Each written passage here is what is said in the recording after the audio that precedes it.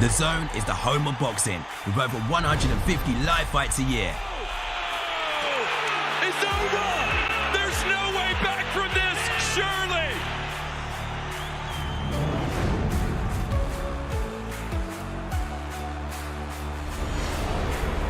Ladies and gentlemen, let's get ready to rumble! How do you like it? How do you like it?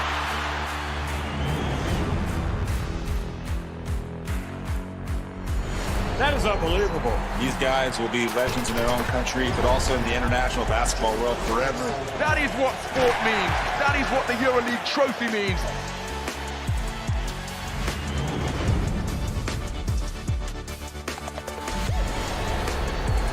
Are you not entertained?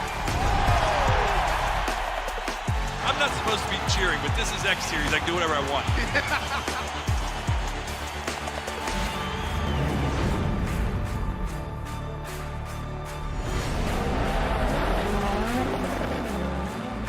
Everything is difficult in this life, so still you need to be on it.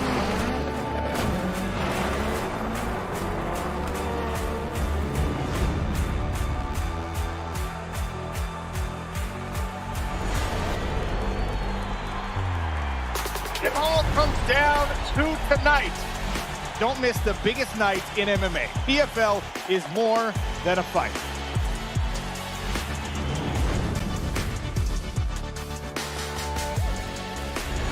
Catching up on any NFL game is easier than ever before. Looking to the end zone for the win! Oh my gosh, one of the great games you'll ever see.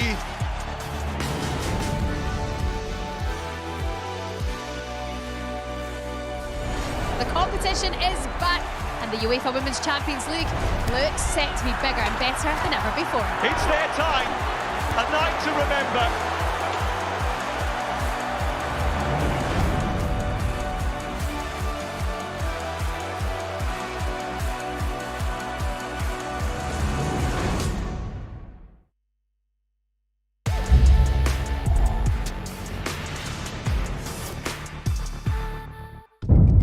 The following programme is recommended for those 16 and over, as it contains sporting violence, possible bad language, and flashing imagery. Decades ago, their fathers gave us a rivalry for the ages.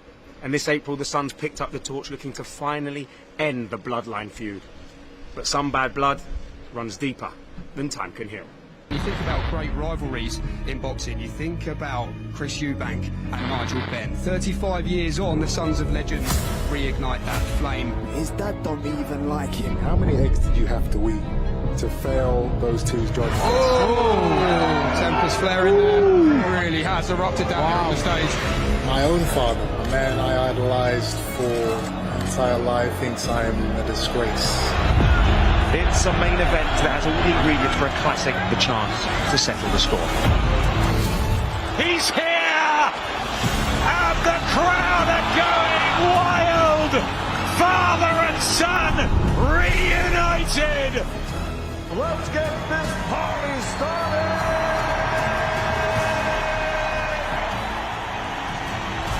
Bad blood, genuine hatred. The story is like no other. Chris or Conor? Here we go! Good right hand from Eubank. Back comes Benn. He's knackered. Switch on. It's really heating up in there. How does the loser sleep at night? Oh, good shot from Eubank. And he walks right through it. Work on work! This fight living up to all the hype, etching their names in history. Ladies and gentlemen, we go to the scorecards after 12 rounds. The winner by unanimous decision, Chris Eubank Jr.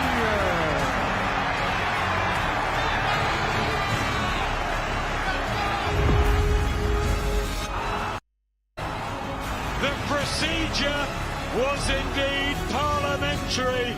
Chris Eubank Jr.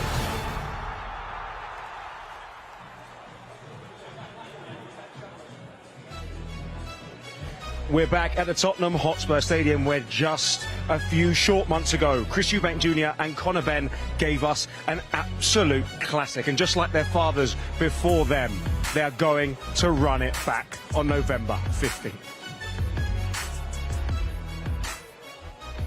Now, there's a somber mood, a sadness around this press conference, because not just boxing, but Britain has lost a legend, a true hero of the sport in Ricky Hatton, and we send our condolences to his family, his friends, and the sporting world, and everybody who will miss him. And guys, we're going to give you a chance to send him off properly, and we're going to kind of hark back to some of your favourite memories a bit later in the show.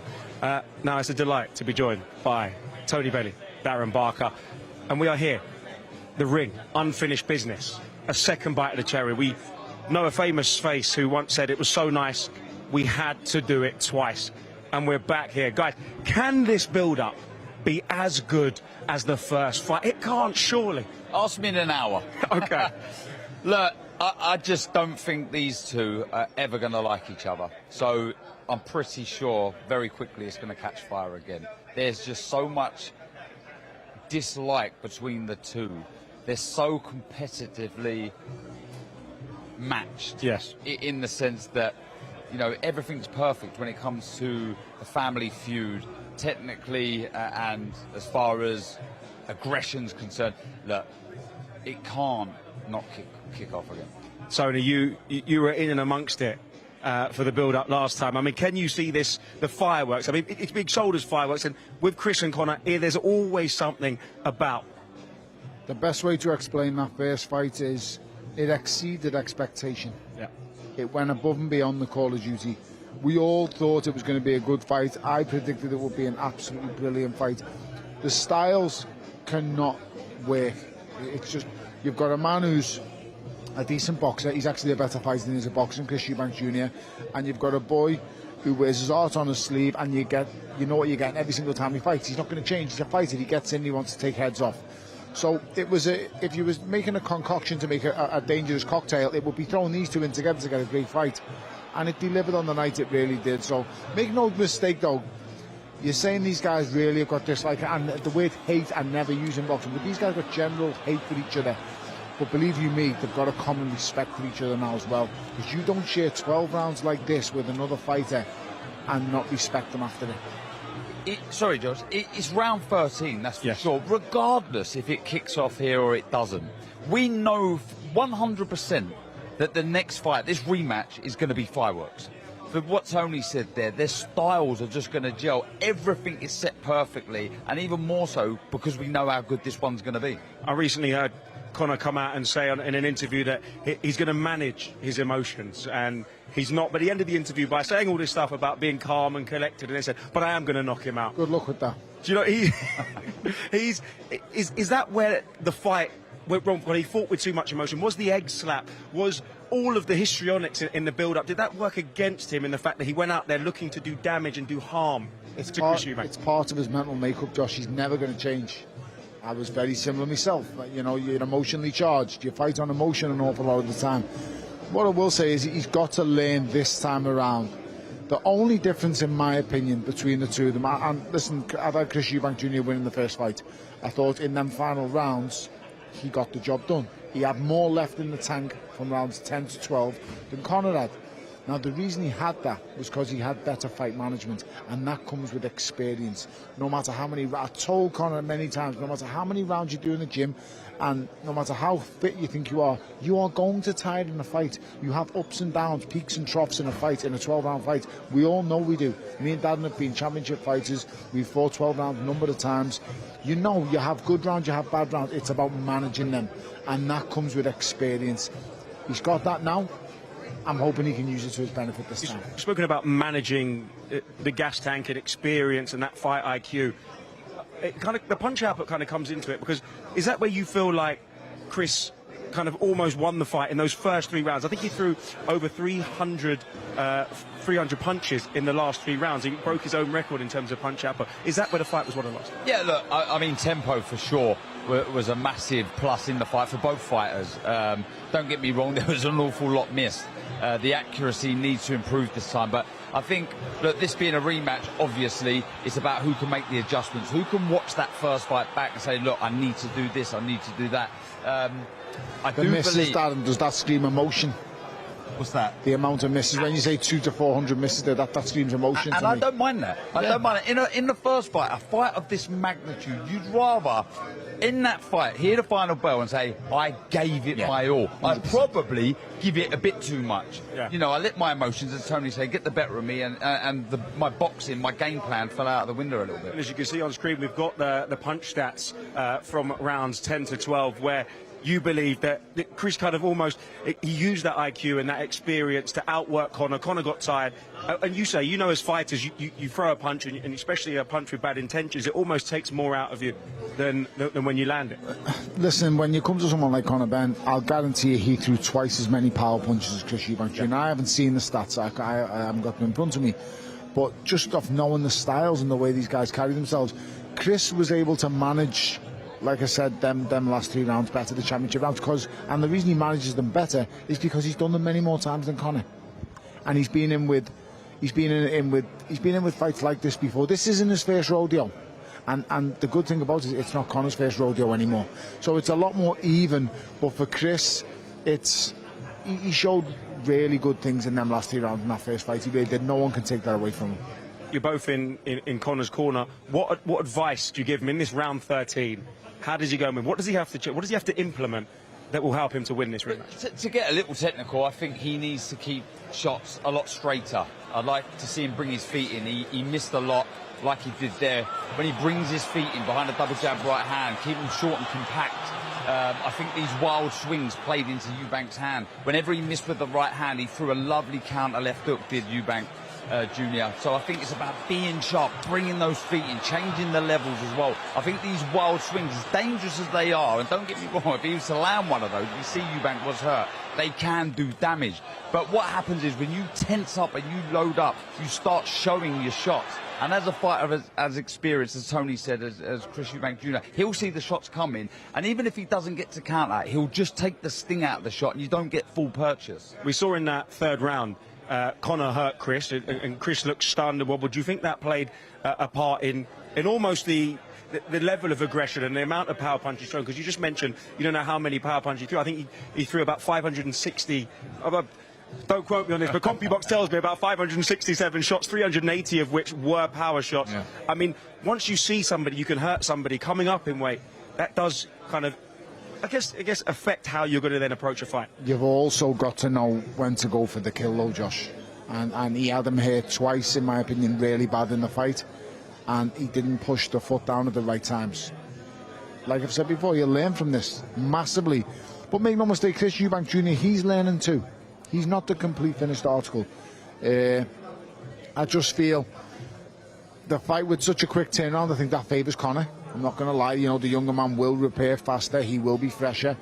He is the sharper fighter of the two. I just think if you're leaving it to down the back end of the fight again, the bigger man is always going to get stronger down the back end of the fight. It's just nature. You can't change that. It just, for me, Conor needs to use the sharpness to his advantage a bit more this time, and I think that could see him over the line. But no matter what happens, I will guarantee again, I will put my backside on the line. This is going to be an unbelievable... These can fight 10 times, and you are going to get 10 classics. And that first one was nothing short of a true classic. It's one of the best fights I've ever sseen live, and I can't credit both of the fighters enough for it. No doubt, there's a guarantee that there is going to be fireworks. We've spoken a lot about the past, the legacies of their fathers, but what about the future, potential future opponent of Conor Benn is stood here. Lewis Crocker, jump in. It is a pleasure to have you here with us off the back of a massive win. I mean, congratulations, first of all. Thanks very much, mate. It's been unbelievable for me since Saturday. You know, like, the night couldn't be better. You can relate, like, win the world title at home, and like when I was upstairs, he says, "Welcome to the club." I was like, you know what I mean? It's like I'm on cloud now at the minute. Mate, listen, you deserved it, and well done to you. Thank you very much. You know, I never gave you, and I've just been doing an interview and said about Billy. I said I never gave Billy the respect after the first fight because it was just like you went in there and it was just, I'm going to get on his chest and get stuck in. So I thought, well, okay, there's nothing wrong with being that kind of fighter. It works. And you came into the fight and the game plan you put in place was absolutely brilliant. first class by both of you. So I'm always straight up. I just hold my hands up and go, massive well done to you both, because I've never seen that in your whole career up to now. I've never seen you go on the back foot, be so dominant, be so good with a jab, timing counters so well. The only thing I do want to say is, why didn't you go for it in round 6? Because I've never seen a man such rubbery legs at the start. I've got to give him his credit. He's got some whiskers on him. That he boy. did, mate. He took a great shot there, and that was the thing, because it was boxing so well, mate. Yeah. I was just like, I wanted to be cautious, because, do you know what I mean? I was like, I mustn't got cut again or something, and then something happens and stuff, but... Look at that. You got the job done, champ. Mate, like I said many before, times I've watched that. Yeah, welcome to the club. Oh, no, mate, thank you very much. It means everything to me. Better than you dreamt of? Oh, a million times better, mate. A million times better, and especially as a huge underdog going into the fight. You know what I mean? And just everything. That was my moment in life. You know what I mean? Did you prove anything to yourself that night, Lewis? Yeah, for sure. I knew I could box, and do you know what I mean? And Paddy's a world class fighter. Yeah. He will come back and he win a world title, or win a world title and stuff. So to do that and just to prove people wrong, and just once I got out there and the crowd and everything, it was just this is my moment, and I was ready to go. No one anticipated that, Lewis. No one anticipated. Come out on the back foot, box him, and draw his mistakes, because he is such a good counterpuncher himself. And the thing with Pat Donner, he's so sharp and accurate. So while it's a risky game to play, looking in hindsight, it sounds great now. But having the nerve to go into a world title fight like that, what you've done, and hold that game plan and hold it through, mate, you deserve more than a round of applause. Big nights in Belfast. Oh, yes. For sure, mate. And it's great for my city as well, because yourselves, it gives people another opportunity to be on them and get them the publicity, and follow my footsteps now, and to have Burnett was IBF World Champion, Frampton and Kakachi, and for my name to be on that list now is it's history. No one takes that away from you, champ. That's it, and you know what? We need more Bills over there. We need the fight nights over there, because there's very few fans in the world like them. That just the Belfast fans and the Irish fans. Unbelievable. Do you know what's so good as well? Seeing a world champion so fresh off the victory and seeing the emotion, it is brilliant. This is what we all do it for. Yeah. These guys here, eventually they'll want to, fight for a world title, get a shot, and the video. Well done, man. Achieved a lifelong goal and a dream. And a lot better looking this time round than it was the first time, you know what I mean? It helps, lad, doesn't it? For sure. Lewis, well, congratulations, massive. I know we've got to take a little bit of time to talk about, you had your moment in the sun, but boxing is a sport of highs and lows, and a man who was no stranger to big nights and world titles was Ricky Hatton. And I want to give you guys the opportunity, and give you the floor to just maybe hark back and kind of give me your best memories of the times you spent with him and the times maybe you grew up watching. I know you've known him for decades. So, I mean, just one of your own, just perfect, just perfect in and out of the ring. When you talk about value for money, that was Ricky Hatton. And again, I don't just mean when you watched him box. Outside, he was a man of the people, somebody you could have a chat with. And I see him in the week on Tuesday, and he was just perfectly Ricky Hatton. He was just great to be around. And when I left him, I was just gutted, because I enjoyed his company so much. He's going to be so massively missed. For so many reasons, and may he rest in peace. As an amateur boxer, I was boxing for Rotunda ABC, and Paul Smith took me up to the gym. He used to go up there with him quite often, and I'd won an ABA title, and he is the only fighter I spent time around and looked at and watched him train, and was in awe. I've never seen anyone train like Rick. He was just, the way he trained, the way he lived, everything about him. It's just an absolutely amazing human being. Getting to know him, being around him over the years, I can't put it into words. It just breaks me heart. But Rick should be remembered not just for his boxing, but the human being that he was. A brilliant father to his 3 kids, a diamond of a lad, always joking, always taking the mickey, always laughing, just the life and soul of anywhere where he was. And he was just brilliant to be around. And I idolised him after watching him train. I just thought, you are the standard. You are what you need. If you want to get to somewhere, if hard work, he was the standard. Seeing him with Kerry Kays, Billy Graham, the lads in the gym, the Gomez's, the Paul Smith, the Macklins, all of them boys, they just worked so hard, and Billy had a great stable. So spending time with him, I'm eternally grateful. And mate, I'll miss you forever. You are an angel with boxing gloves on now, and that's the best phrase I could give him, mate. A true angel on a diamond. We're all going to miss him forever. Incredible memories, Sheridan. I know as a young fighter coming up, you must have a lot of memories watching Rick and those huge fight nights you were in and the travelling support. I mean, what are your memories of growing up and watching him? Yeah, like Ricky Hatton would be my first boxing idol. I always remember, like, I remember seeing him fight as a younger lad and seeing like he's a man of the people. Do you know what I mean? And the much support he got. I remember always there was a weigh-ins and stuff. And I actually had a dog and named it Hatton before. That's how much I love this guy. Do you know what I mean? And so it's a terrible shame to have him lost, and a big shame for the boxing community and world. I remember one of my first times working in boxing. I know, Darryl, you were there, but it was Campbell Hatton's pro debut, and they say never meet your heroes, and Ricky Hatton blew that concept out of the water. I mean, the amount of time he spent, sat with everybody, sat with me, offering me advice and jokes, and he had an infectious personality that you just wanted to be around, and an incredible guy, and he's going to be very, very sorely missed, isn't he? You know what, Josh? We'll never see the likes of Rick again. This guy went to Vegas. The stadium held 10,000 people. There was over 20,000 fans of his. And it held 10... Like, he's just a man of the people, doesn't even touch the sides. Everybody adored him. Everybody loved him.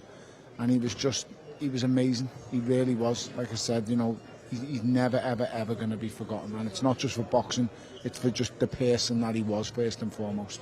You know, I've listened to numerous interviews with Ricky, and he's always said, how do you want to be remembered? And he says, I want to be remembered as the world champion that was one of us, that was one of the people, and he certainly was that. And I mean, it's such a sad time to see him go so early, and I know everyone in this room feels exactly the same way, and I'm sure that the tributes are going to keep pouring in. But I mean, even just for me, remembering going into a pub and paying £5 late at night and watching him fight Mayweather, you know what I mean, in a packed out pub, and he brought people out like you would not believe. I mean, he packed out pubs, stadiums, and I don't think we'll see the likes of that ever again. But as we look onto the screen, we see Conor Benn, I mean, in the Man City shirt. Speaking of tributes, I mean, he looks ready. He looks like he's always got a steeliness about him, an intensity about him, and it's whether he can maintain and control that, and we'll find out. And if anybody's good at pushing buttons, it's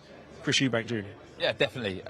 The big thing here is who can take the most away from that first fight. Who's going to learn the most? Because we know what kind of fight we're going to get, but someone's got to make those little tweaks, those little adjustments that can get the win this time. And look, I technically think Conor can do it. There are things that he can do. They're not out of the realms of impossibility when it comes to keeping it straight, bringing your feet in. But yeah, can he hold it together? Can he hold it together? Can Eubank hold it together? Will there be, I mean, look, a bit of complacency come in? You don't know. You know, I've got the win. You know, I don't know. But one thing's for sure, this is round 13. It's absolute fireworks from start to finish. They both always come well prepared. So these are both ready for 12 rounds. Fair play to Chris. He's never underprepared. He's always in shape. Yeah. He's an athlete. He's always in shape, and Conor's the exact same. So you're never going to get like a bad performance from these guys. You might get a styles clash when they fight other people over the years, but you're never going to get a performance where you go, he just went in shape, he went ready. These guys are ready, and their styles cannot gel in a bad way. It's just not possible. It is impossible. Like I said before, you want to make an explosion, you find the chemicals, you find the fireworks. These two are the chemicals and the fireworks. Just set them alight. Who gives you a harder fight? Between Ben and Donovan? No, sorry, Ben or Eubank. Gives me a harder fight? Yeah. Oh. Well, you would have to favour Eubank, give me the harder fight, just because of the size. Yeah. But yeah, like just speaking about their first fight, like what a fight it was. As a fan, like it was a great watch, and it delivered in all aspects. So I'm looking forward to it as a fan watching it. But big nights ahead for both of them. As you can just see, Chris Eubank Jr. is making his way to the side of the stage with the usual pomp and history. I mean, we don't know what's next. We don't know what's going to happen. Is there going to be fireworks? But let me tell you, it is going to be entertaining, and it is unfinished business. Guys, this is starting to build now, really. I mean, he's getting memories of that first press conference and everything that happened there, and it's very rare that you see a fighter's father get another fighter by the neck, and there's a lot. It's perfect. Do you know what, Josh? the last time, it's very nostalgic, and it's because, you know, the fathers have put things in place. This is nothing to do with the fathers no more. These two have created their own legacy, and they've created that magic moment in that last fight. They've done it themselves now. I'm turning up here. It's not about the fathers. Yeah. It's about what happened in that first fight. The first fight was that good. I just have to see it again. And so does all of the fans who was there that night, and all the fans tuning on TV. They're going to want to see it again. It was that good of a fight. Well, the build-up starts now. Jamie Ward is primed and ready. This is the ring, unfinished business. Chris Eubank Jr. against Conor Benn. Take it away. Well, a very good evening, ladies and gentlemen. Here we go again as we kickstart the build-up to what promises to be another truly epic night here at the Tottenham Hotspur Stadium. Just like their fathers did all those years ago on November 15th, live on DAZN, Chris Eubank Jr. and Conor Benn relight the family feud once more for the 4th time in the history books, and of course the 2nd time between themselves when they rematch once more here in front of 70,000 fans. Now, as you can see on the stage here this evening, many familiar faces, and we start now with the formal introductions. Firstly, reigniting their own feud once again here on the top table. Promoters Ben Shalom of Boxer and Eddie Hearn of Matchroom Boxing.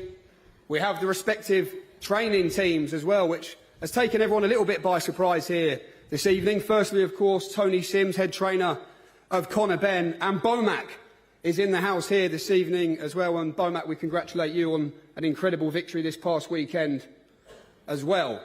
And now, of course, this man needs no introduction. Two-weight world champion, the great Nigel Benn, also with us here this evening.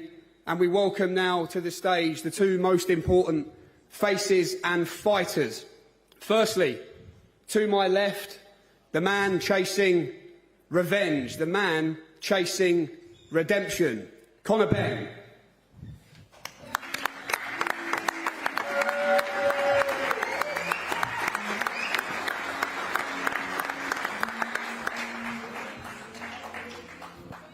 And we also welcome to the stage at this time the victor from the epic collision here in April, looking to further cement Eubank supremacy and rubber stamp his own rivalry against Conor Benn with a 2nd victory on November 15th. Ladies and gentlemen, Chris Eubank Jr.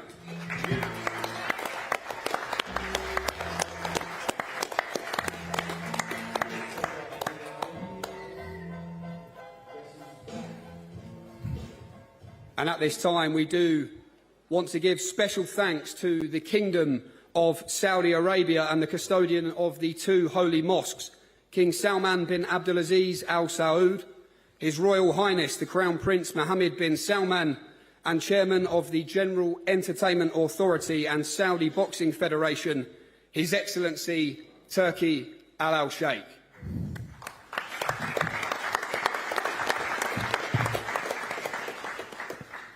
And this is it, unfinished business, presented by Riyadh Season, Seller, Ring Magazine, Eddie Hearn for Matchroom Boxing, and Ben Shalom for Boxer. And it's all live worldwide, exclusively on DAZN. And just before we do begin this evening's press conference, we pause at this moment for a period of reflection. The sporting world was rocked to its very foundations this past weekend when we heard the tragic news that the great Ricky Hatton had so sadly passed away at the age of 46. Ricky was loved for so many reasons, of course, as a fighter, and what he did in his incredible career as a professional boxer. Inspired so many to chase and achieve their dreams and put on the boxing gloves, paved the way for those following him in his beloved city of Manchester. And look at what he did achieve as a fighter. Became world champion, took his army of supporters and fans and friends in their tens and thousands across the pond to take on and challenge the world's very best in Floyd Mayweather and Manny Pacquiao. Fought at the home of his beloved Manchester City. But other than that, Richard, to his family, Rick to the rest of us, was a truly unique and special character. The people's champion, the working class hero, the boy next door, and as he perfectly put it himself, only ever really wanted to be one of the boys. Ricky had an infectious smile, a truly incredible sense of humour, a wonderful laugh, and a heart as big as this room here today. And at this moment in time, we want to show you a tribute to the great man, Ricky, the Hitman Hatton. I'm not going to say that I'm the greatest British world champion that we've ever had, but there's never ever been a world champion from Great Britain that has had a fan base like Ricky Hatton. He's a lot slimmer than that. Let's fucking have it. His fan base were unbelievable. Everyone knows he's a great lad. Unbelievable! Ricky Hatton is beaten for the first time in his career. What a fluke that was. Graduation night, the Hitman hits the big time. Well, people will make their own minds up, you know, of how good a fighter they actually think I was. But, you know, I would, maybe in a sentence, the world champion that was one of us.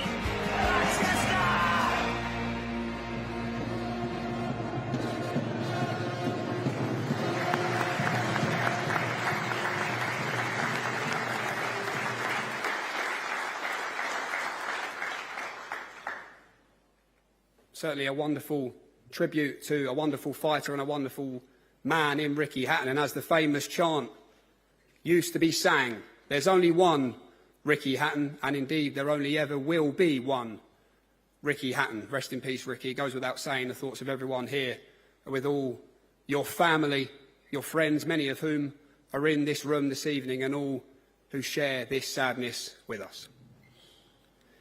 But we are here, of course, this evening to talk about a truly epic rematch taking place November 15th, once again here at the Tottenham Hotspur Stadium, live on DAZN. I mean, cast your eyes and your mind back to April, a night which had just about everything and surpassed even the wildest of our expectations. We remember the theatre when Chris Eubank Sr.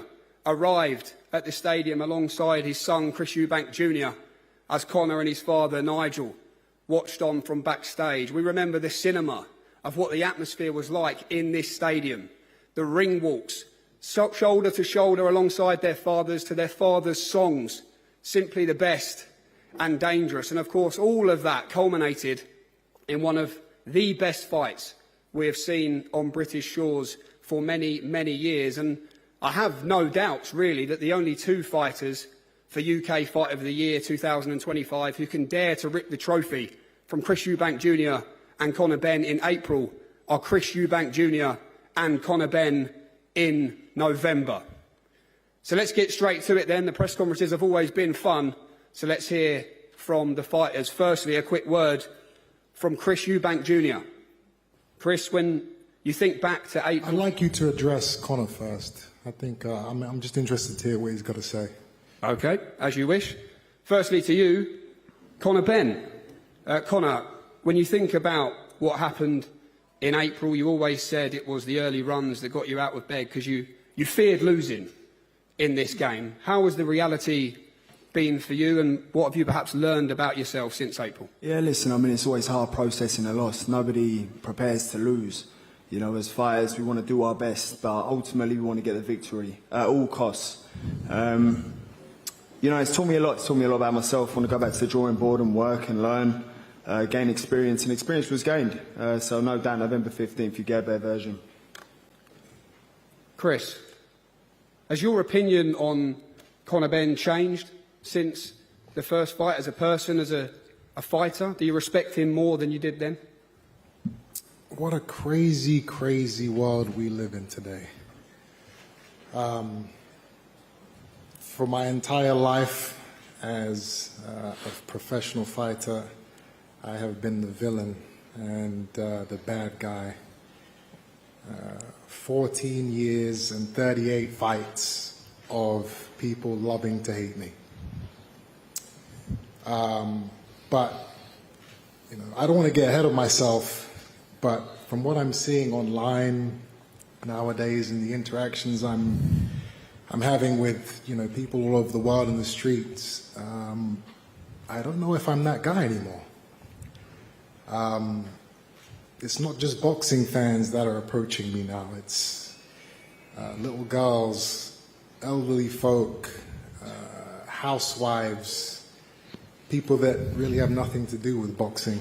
And they are all, they're all greeting me, they're all wishing me the best of luck. It's humbling.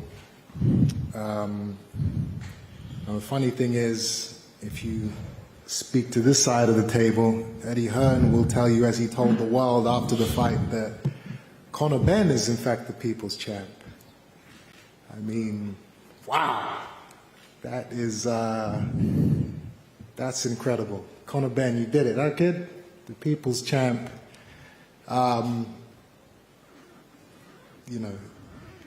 One thing I know for sure is that, Conor Benn, he put on a great fight. He went out there and he did what I did not expect him to do. But, I'm going to tell you right here and now, you ain't no champ. And you most definitely ain't no people's champ, so get that out of your head. You keep letting Eddie Hearn blow smoke up your ass and you're going to end up being even more of an embarrassment than he is. These men are not men of the people. They are pretending. They're pretending to be the good guys. Wolves in sheep's clothing, if you will. They will do anything they can. They will screw over anybody they can. They will cut any corners. They will break any rules they can to try and get ahead. Ruthless, immoral, and without restraint. These men are. They did everything they could to try and destroy me in this last fight.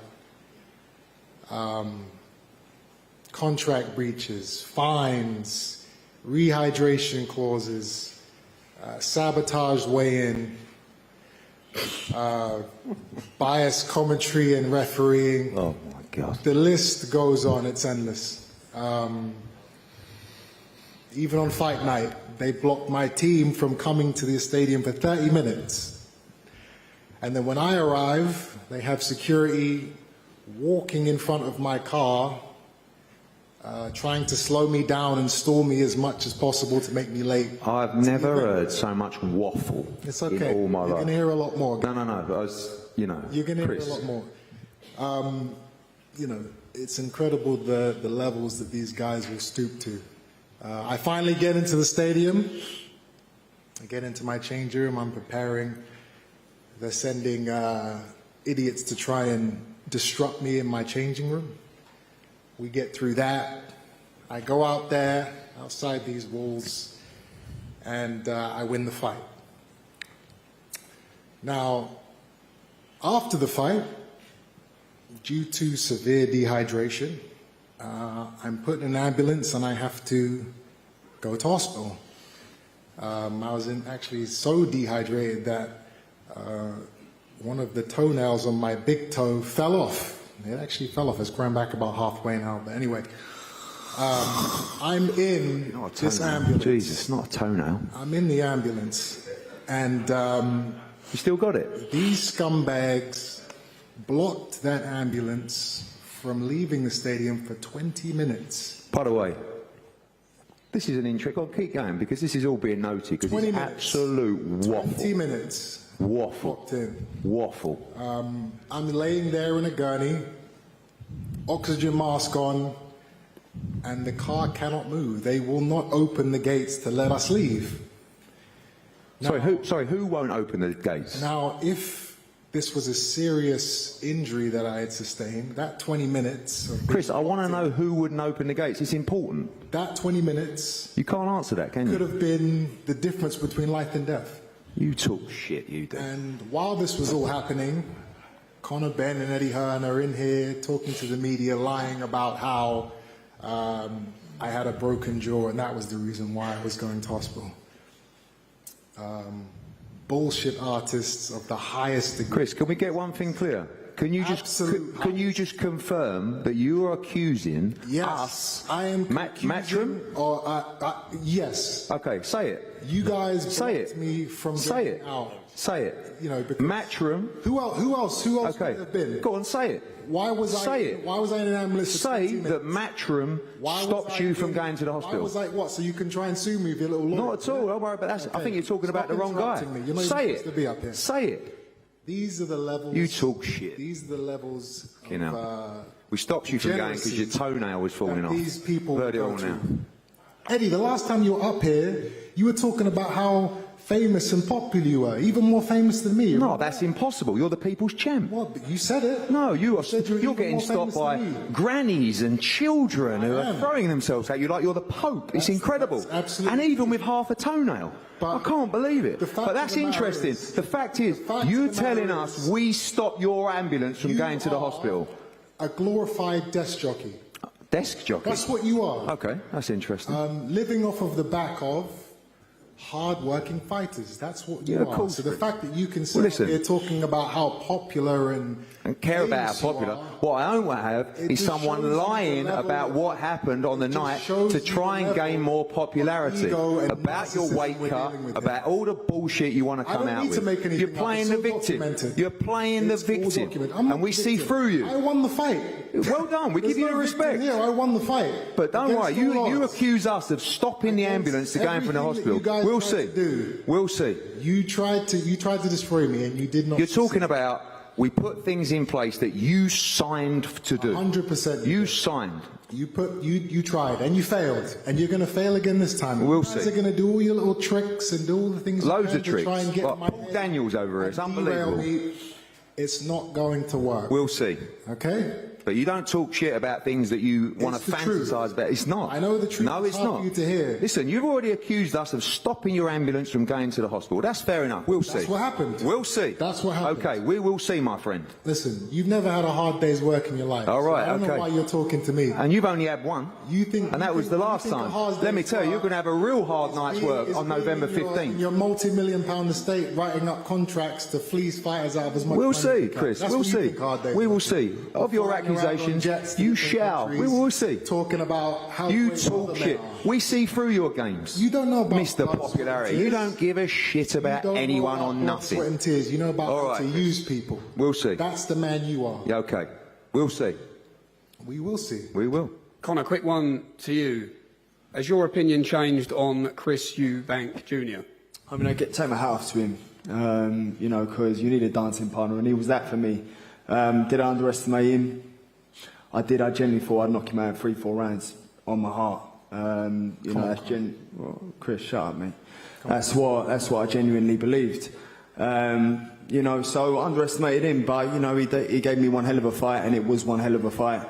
And yeah, I'm excited for next time round, to be honest, mate. Well, let's hear from. You know, this was the first time in my life that I've ever seen a fighter lose and then go on some type of victory tour. This guy. No, there was this no guy victory. Was there going was to no, events. There was no he was victory doing tour. Interviews. Listen, we were buying cars. Chris, no, that was your car that you gave me. That was the 500 grand for your unprofessionalism that gave me that car. You flew over to America. You're taking pictures of people. Oh, I'm so grateful for the love and the support the fans are showing me. You're going on like you won. You do understand you lost, right? Do you want me to finish? He had all 10 toenails, You do understand you lost, right? I mean, I was ready. Listen, Chris. The reality is, while you were sipping through for a straw, I was back in the gym after the fight, ready for September 20th. Why was you not ready? We was locked in September 20th. So if you want to talk about a little tour, I was training meanwhile. What were you doing? I was living life, my friend. Exactly. So what you just said, stupid. What you just said, stupid. You were ready. Listen. I don't care. Ultimately, we fight November 15th, mate. And yeah, November 15th. It was supposed to be September 20th, but your unprofessionalism and your unprofessional team weren't ready. I don't need to fight you when you want to fight. You lost. I don't need you. No, it wasn't when he wanted to fight. It's not when I wanted. It's when everybody wanted. When Turk al-Sheikh wanted. When the whole team had agreed and arranged for the fight to happen. You know what happens when you have an agreement? Do you know what happens? You know when you sign a contract. Do you know what that is? I didn't sign a contract. Do you know what that to is? fight you on Do you know what that September is? 20th. I Do you know what that is? Rematch you. I didn't sign. Do you know what that is? So do you know what an agreement is? The date is perfect. But do you know what an agreement is? Do you understand? No, I don't know what agreement is. What is it? You're an idiot. That's why. Yeah, all right. Okay, we'll certainly come back to Chris and Conor. Let's hear from the other faces here on the top table here, though, this evening. Firstly, to you, Ben Shalom of Boxer. An epic night in April, a big win for your man, Chris Eubank Jr. How do you honestly believe November 15th will compare? Look, I want to thank Riyadh Season and Salah and the ring for making this possible again. I think the first fight brought the popularity back to British boxing. It was the biggest night I've ever been involved in. It was a bigger fight after the fight, thanks to these two warriors, and it was a spectacle that demanded a rematch. It's phenomenal that we've managed to do it again in the same year, but this one will be even bigger. I think Chris Eubank Jr. and what happened and his story and the hurdles that he had to go through endeared himself to the British public like I've never seen before from a British fighter, and it really is the Chris Eubank Jr. show. I have to say, I'm so happy to see Brian McIntyre here in all the fights that I've promoted with Chris. That rematch against Liam Smith was the most focused, was the most dedicated, was the best Chris Eubank Jr. I have seen, and I think Chris will be doing it in even more emphatic fashion on November 15th. Congratulations, Bomac. I mean, the performance Terence put on against Canelo the other day was exceptional. So congratulations to you and the Terence Crawford team. Everyone, give it up for it. Thanks, man. I appreciate that. Promoter Eddie Hearn, let's see how you get on here this evening. Despite the setback for Conor Benn in April, what do you believe changed about the way he is seen within the boxing world? Well, just firstly, Jamie, obviously, just a couple of... You might... Just going to say 30 seconds about Ricky Hatton. No, there's no 30 Chris, 1 second. You know the drill. Chris. You know the drill. I'm not going to say... You are some arsehole, you are. Anything you say. Okay, then don't listen to any... I'm a bad guy. No. I'm in this. All I was going to do was say a few words about Ricky Hatton. Okay, I won't say anything about... Move on with the press conference. You're an arsehole. You talk shit. You get what's coming to you. It doesn't matter. You can do that. We know anyway, the drill. Let's move on. Okay. You know what? I want to talk about something else. Forget Eddie. I want to talk about the British Boxing Board of Control. And more specifically, a man by the name of Robert Smith. This is the big boss behind the scenes, the head honcho, the man with all the power that controls everything that goes on in professional boxing inside of the United Kingdom. Jesus. This guy's a big deal. He really is. Now, this idiot allowed a room full of media and cameramen into my private weigh-in the day before the fight. Is this when you were sabotaged again? The time that it took to get these people out contributed to me missing the weight. Chris, you turned up over an hour late. And getting fined 500k. You turned up over an hour late. He let Conor Benn fight in gloves filled with horsehair, knowing that was a direct breach of the contract I had for this fight. On fight night, he personally escorted an arch nemesis of mine, Billy Joe Saunders, to my changing room. So boring. To disrupt and try and ruin my preparations for the biggest fight of my life. So, and then afterwards he gets into the ring and is trying to shake my hand and congratulate me. I mean, the ball's on this guy. It's viciously clear for me to see that this toad is nothing more than a puppet and a pawn.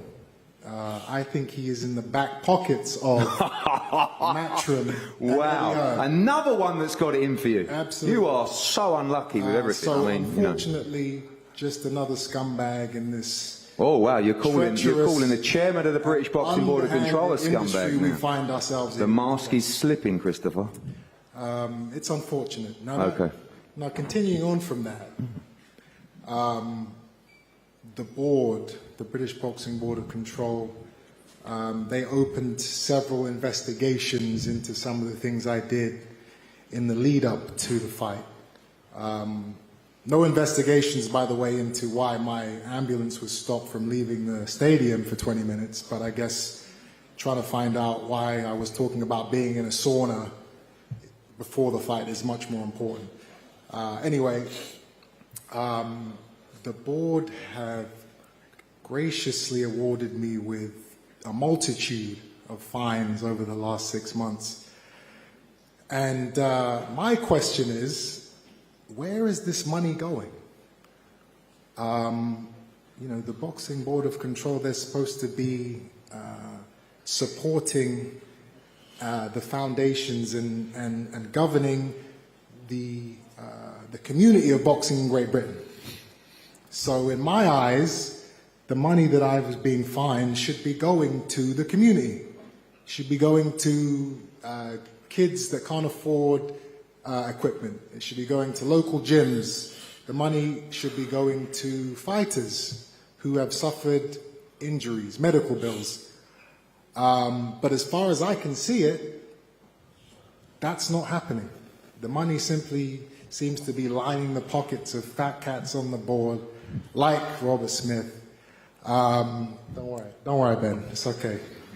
And you know, it's sad to see. So I'm asking you guys, the media, to shine a light on this situation and find out where is all this money going? Because it's not going to the community. I'll tell you that now. Just food for thought. Well, let's hear from the training teams as well, quickly. Firstly to Bomac and Asel Diagaz as well, down there at the end of the table. Bomac, as Chris said, congratulations on a wonderful victory with Bud Crawford over the weekend, but back involved in Team Eubank for this fight. When did that all come about, and what do you think of this man here, Conor Benn, as a challenge? Well, first of all, I just want to say thanks for, you know, this great event. I'm happy to be a part of. How it came about was just by a phone call, and after I watched the first fight, and when they called for the second fight, we tried to get together for the first fight, but the timing wasn't right. When they called, it was a no-brainer. So I'm just happy to be here, be a part of a historical fight.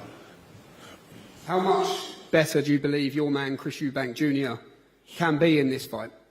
Well, I'll tell you what, and this is no knock on them over there, I believe it's going to be a little bit easier this time. For the simple fact he already got his number. It's hard to get away from when somebody already done beat your ass. That's hard because it's already stuck in your head. They said I'm too old, Coach. They said I don't want it anymore. They said I'm washed up. Hey, they're going to find out. That's right.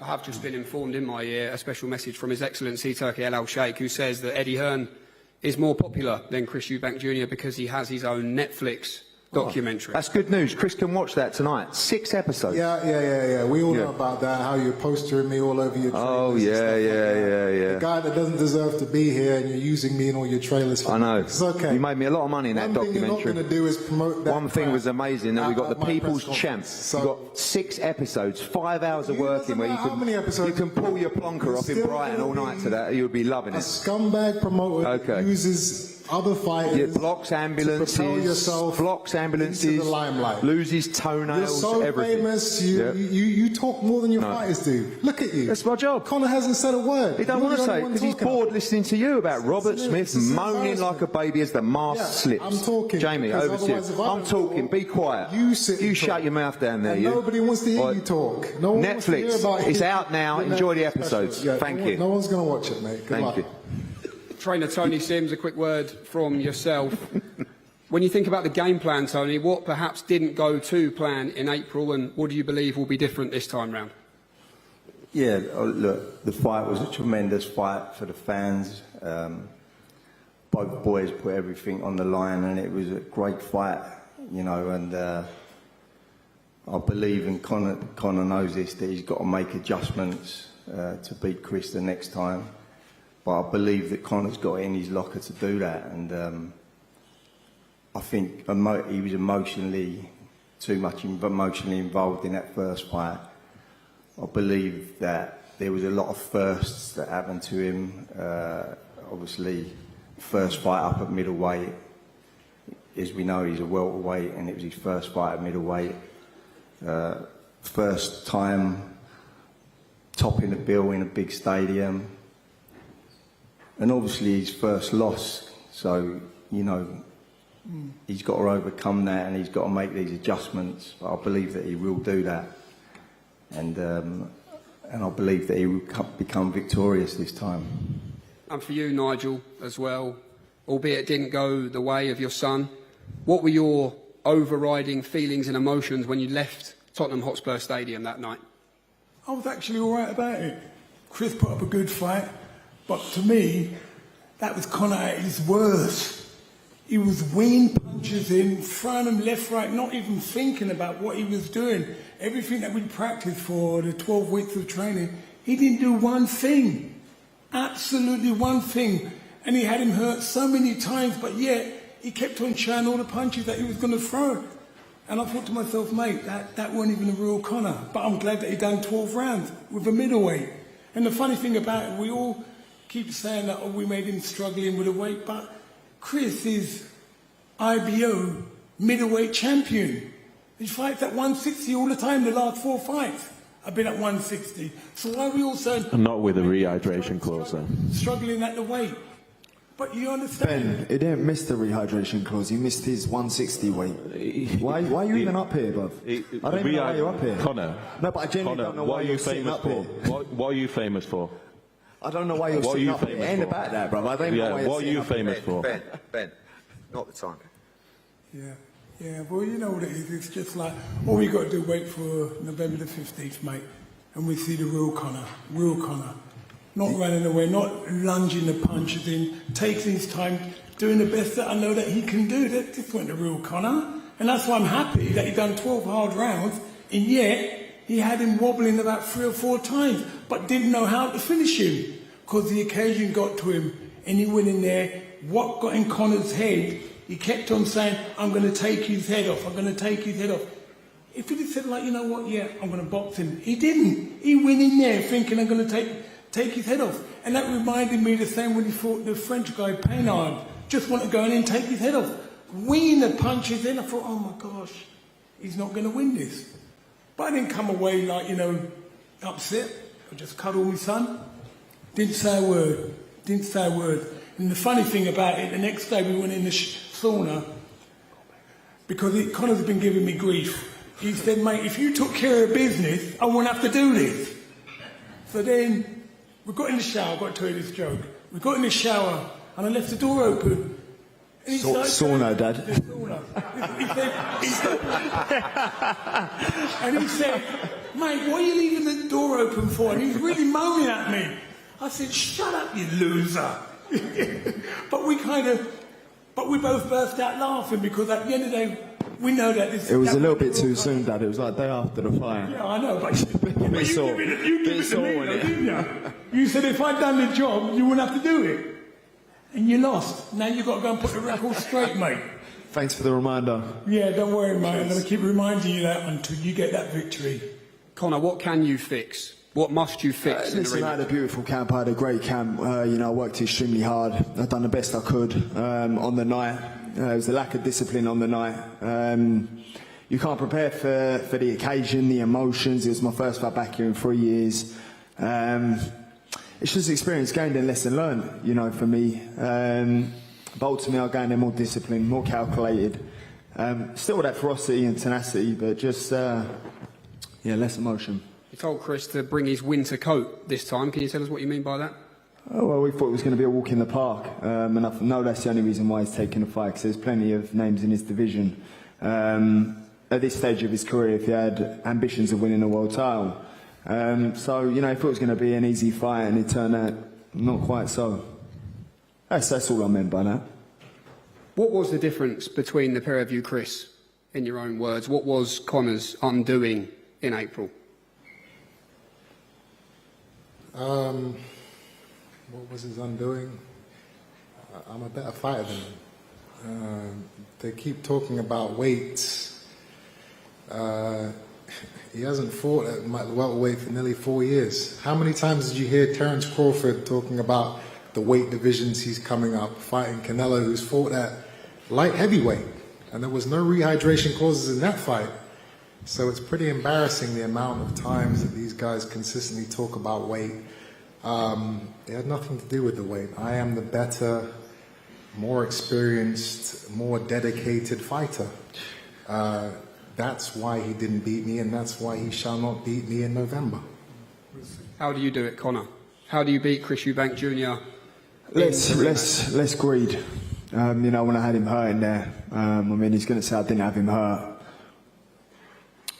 When I thought I had him hurt, you know, I was just too greedy in there, looking for the headshots. Game plan went out the window as soon as I hit him in the third round. It was a matter of, it felt like I was always one punch away from closing the show.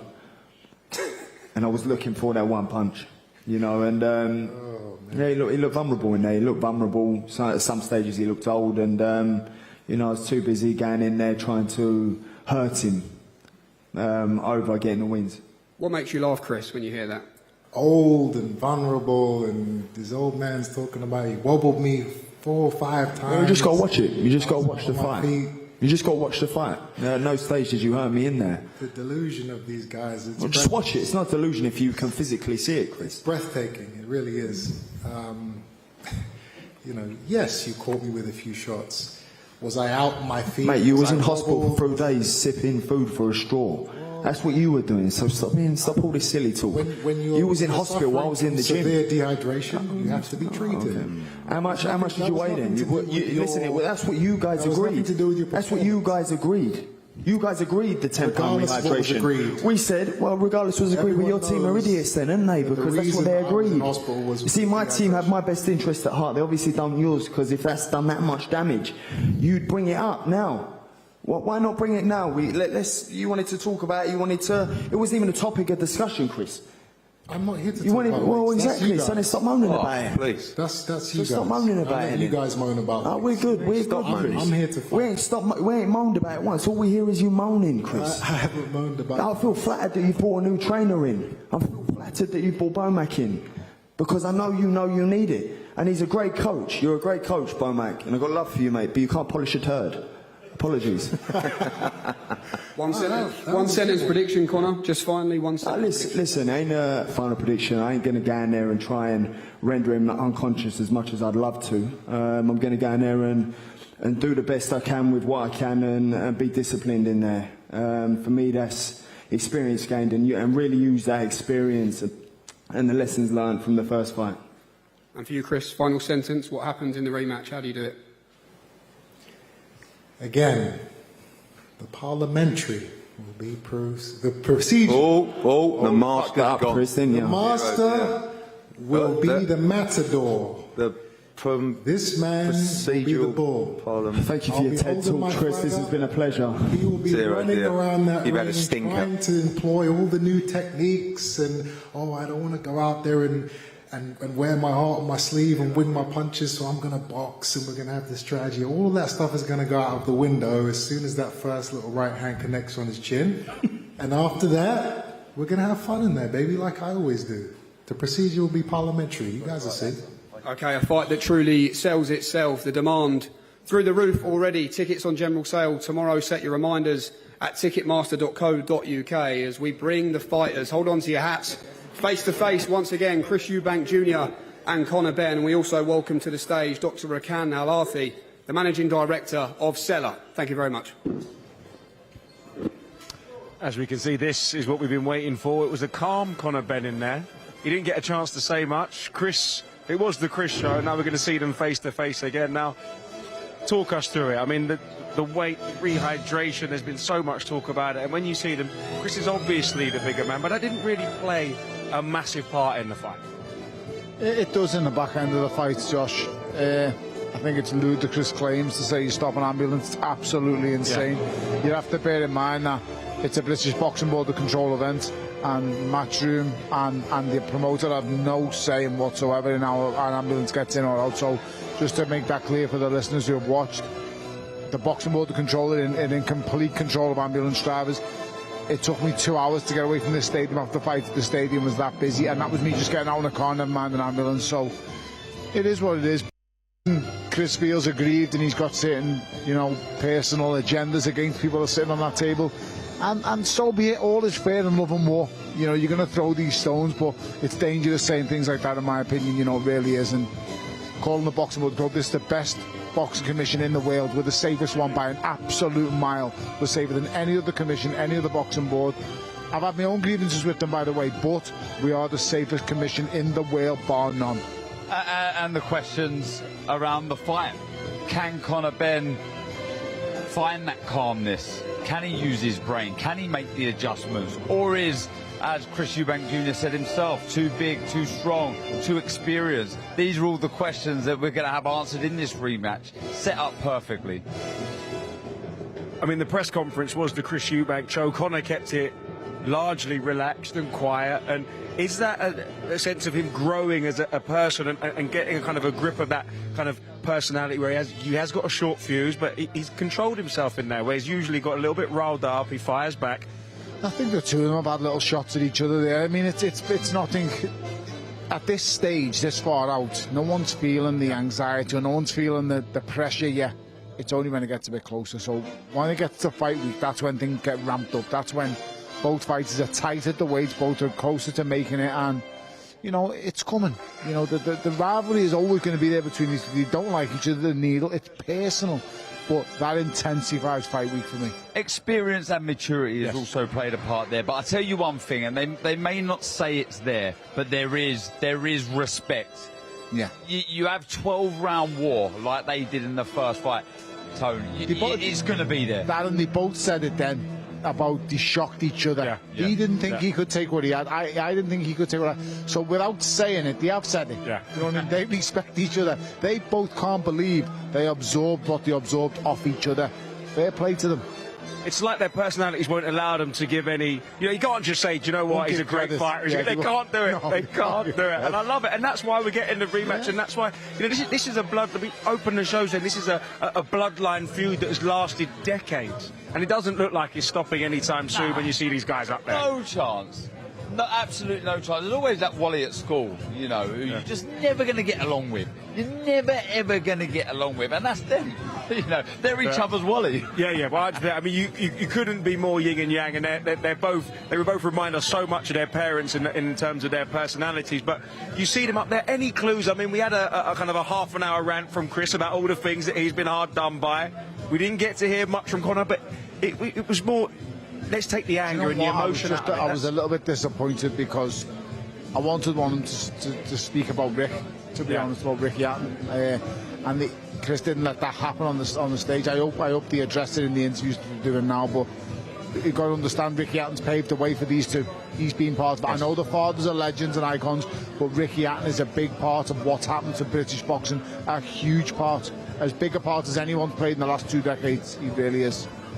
Because I cannot wait for this fight. It's really got the juices flowing, but there is so much more to come on The Zone. The Zone, the undisputed global home of boxing, where the greatest fighters take center stage, with fights every week and over 185 a year. And now, the mighty Queensberry joins over 30 worldwide promoters to up the ante like never before. With the best of the best. The biggest nights. There's no limits to what's possible.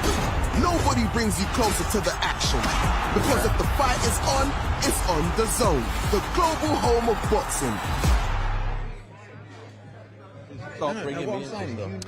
October 11th brings a blockbuster doubleheader. Doncaster's own Papadilla Cheekbones continues his thrilling resurgence as he faces the ever-dangerous Arslanbek Makhmudov in a high-stakes clash.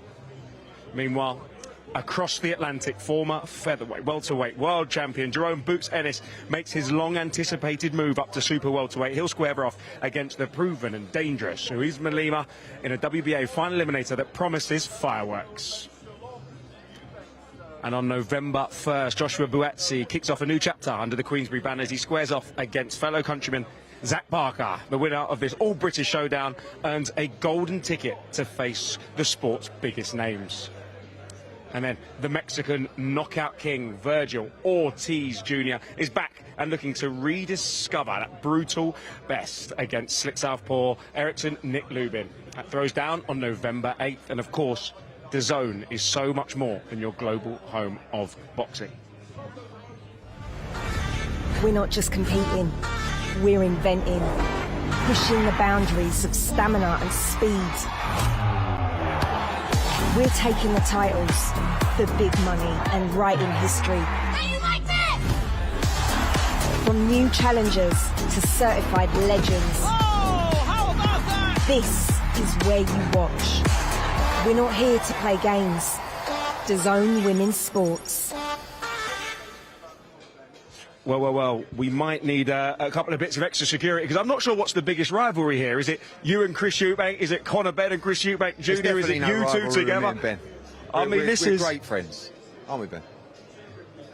Eddie's like an old father figure to me. You know, he's an old like that uncle you don't like. You could learn a lot. To be honest, you'd like to be this daddy right now, wouldn't you? Yeah. He works for his father, and he's a little bit jealous of having that I started myself. But I do get on with Eddie. Not where you start, it's where you finish, boy.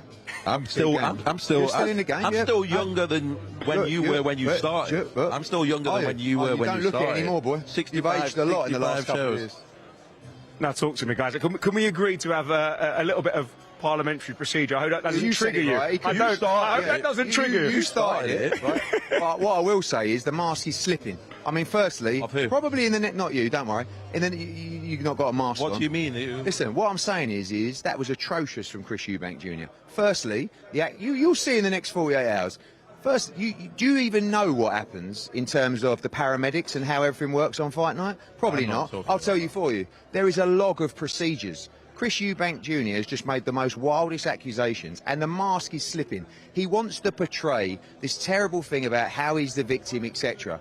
All I wanted to do was say a few words, you know, about Ricky Hatton. I don't care about Chris Eubank Jr.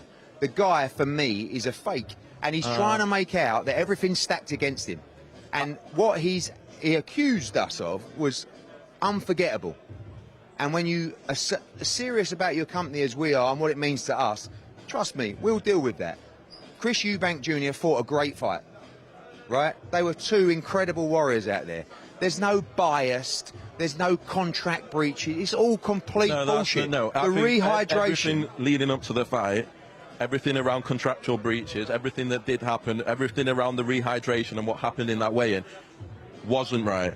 The stuff that went on before that fight, not just saying it was matchroom, wasn't right. What are you talking about? The overwhelming amount of cameras and media in that weigh-in.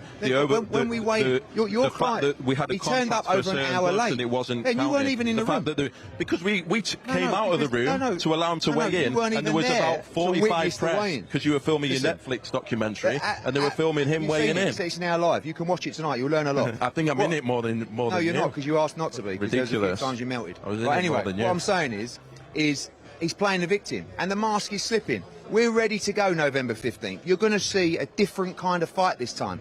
The same kind of trenches, but a different Conor Benn in this fight. And forget the People's Champ. We're not interested in the People's Champ. Both guys should be respected for what they did last time out. They gave the British public one of the great fights of all time. And they'll do it again. But this time, we believe we'll be victorious. Ben, I'm going to give you the chance to respond, number one. And two, I mean, it's not a lot. When Chris Eubank's on Junior's on the stage, nobody gets a lot of time to talk. So say your piece. Is there anything you want to say directly to Eddie? And talk to me about this fight. I mean, Chris has said, once you get punched in the face, all of this kind of calmness that Conor Benn showing during his press conference is going to go out the window. Do you believe that to be true? All I would say is what Chris had to go through for the first fight. I've never seen a fighter have to go through that many hurdles to actually make his championship weight. No, the rehydration clause, everything around that, getting prepared. He didn't miss that. With what happened with his contracts, with the gloves, with the weigh-in. Contract wasn't with us. Stacked against him. Who was your contract with? Listen, I'm not blaming you. Who was your contract with? Who was your contract with? Our contract was with Seller. Yeah, no, with Seller. And Seller. So if you've got a problem with a contract, why don't you speak to the Saudis? There was issues that Chris had to go through all the way through that fight. And everyone watched it. Everyone watched it. That's why he became the people's hero. Everyone saw the struggle that he had to go through. He's not going to have it this time. He's got Brian McIntyre in there. I think it's going to be an absolute whitewash this time. I think that was the best chance you were ever going to get against Chris Eubank Jr. Eddie, how do you respond? He believes it's going to be a whitewash, it's going to be a walk in the park. I mean, in the build-up to the last fight... Seller and Turk Al-Sheikh have breached the contract so many times. I think that's... I'm going to be having words with them myself. Awful. It's Chris Eubank. Bomac's a great trainer. Like, you know, I mean, I wouldn't... Polish the turd was a bit strong from Conor Benn. Eubank's a good fighter. But I don't think this is going to be a clear fight either way. I think this is going to be another close run thing. I think these two complement each other very well, not just at the press conference, but in the ring as well, with the history, with the narrative. I think it's going to be like the 13th round. You know, you're talking about Eubank Benn 4 this time, and that's what it is. And I think you're going to get another classic. Bomac, can he help? I mean, I don't know. Apparently Chris wasn't well last time, and, you know, he's got all the issues he's had to overcome, and so, you know, but he has got the support of the grands and the young kids and all those people that are following him around the street like the Pied Piper. Listen, he is. He's got the support of the people. Really he's the most popular fighter in the UK right now. He's the most popular fighter in the UK right now. Guys, I don't think we'll ever come to an agreement between you two. Like, I'm sure Chris and Conor will never be friends like their fathers before that. But, guys, absolute pleasure to have you on. I'm sure this will continue long into the night. But, guys, there is so much more to come live on DAZN.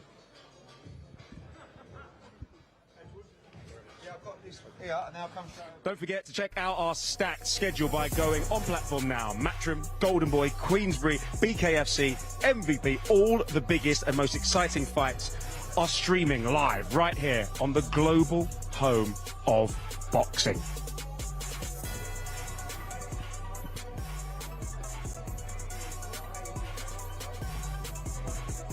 Okay, so here we go. Experience meets momentum on October 25th as former heavyweight champion Joseph Parker takes on the undefeated powerhouse in Fabio Wardley with a shot of world honours hanging in contention.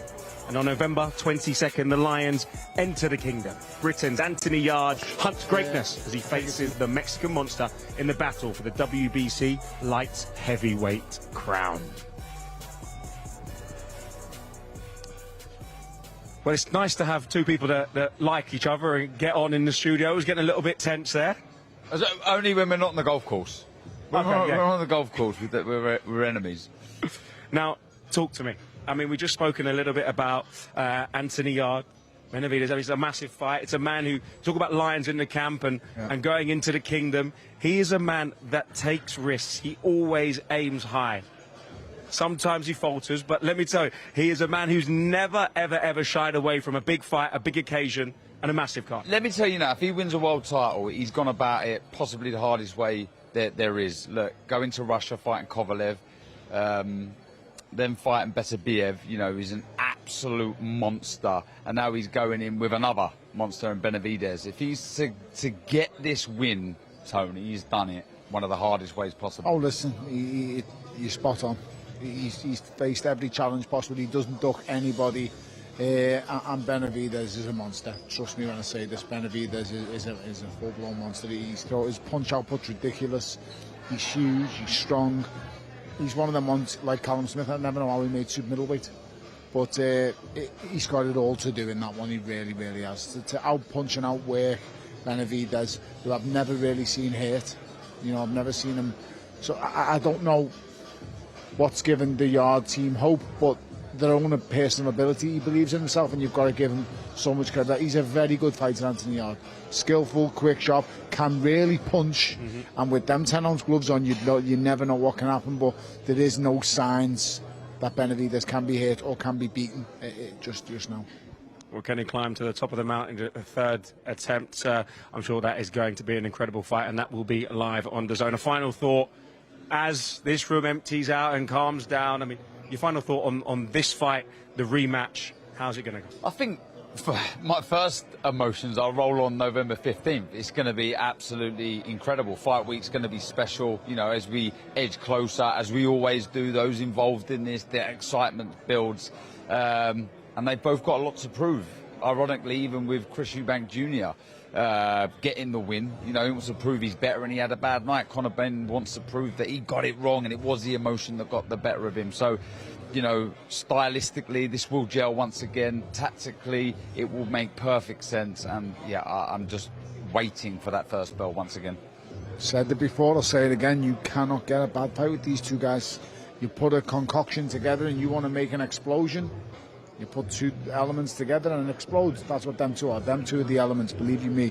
Just like the touch paper and ring the bell. You've got a classic again. It's going to be an absolute classic. I cannot wait for that. That's going to be live on the Zone on November 15th. But there's also so much more to come.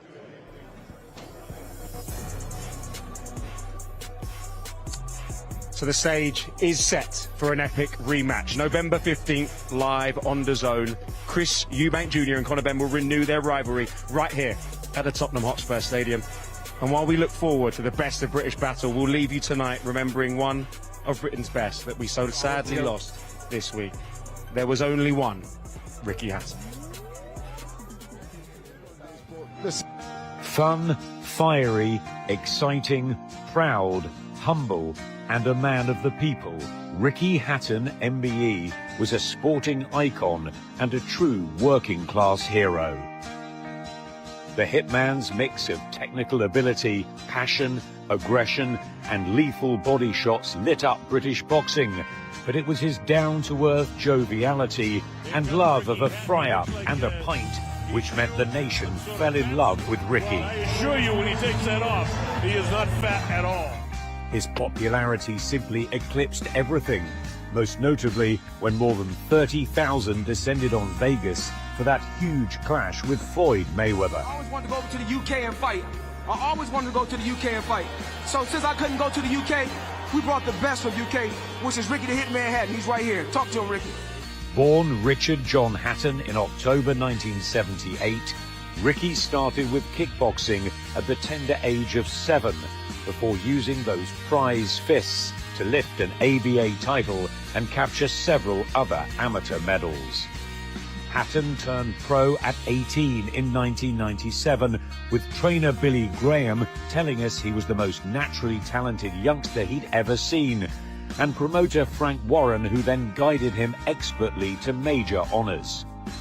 What followed was a rip-roaring ride of intense training camps, brutal performances, tea at home in Hyde with Mum Carol and Dad Ray, darts down the local, lifelong mates on the estate, as well as celebrity friends like Liam and Noel Gallagher, and of course Wayne Rooney.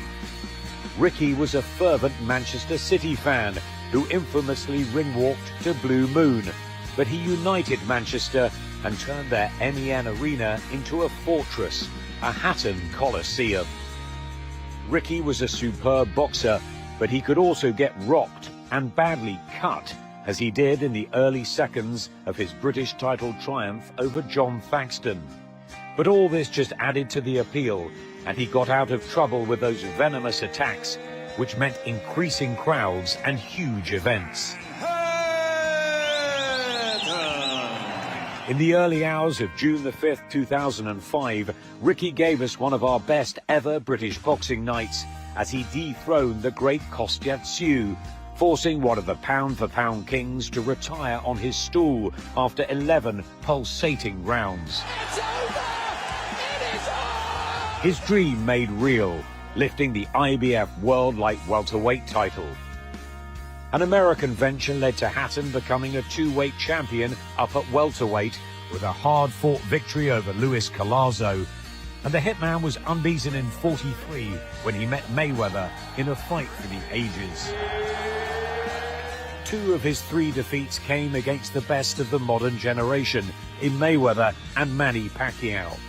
No disgrace there, but Ricky took the defeats hard and had well-documented struggles with his mental health. Retiring with a stellar record of 45 wins, 32 KOs and 3 losses, Ricky became a manager, promoter, trainer and brilliant after-dinner speaker, a beloved father to boxing son Campbell and daughters Millie and Fern, and a grandfather to Lila. Everybody who worked closely with Ricky adored him, and we are all deeply saddened by his sudden passing at the age of 46. A warrior and a legend who never took life too seriously, but was a seriously great fighter. He never changed, and that's rare. Ricky was always Ricky. Everyone at DAZN sends condolences to his family and many friends. There is, and will only ever be, one Ricky Hatton.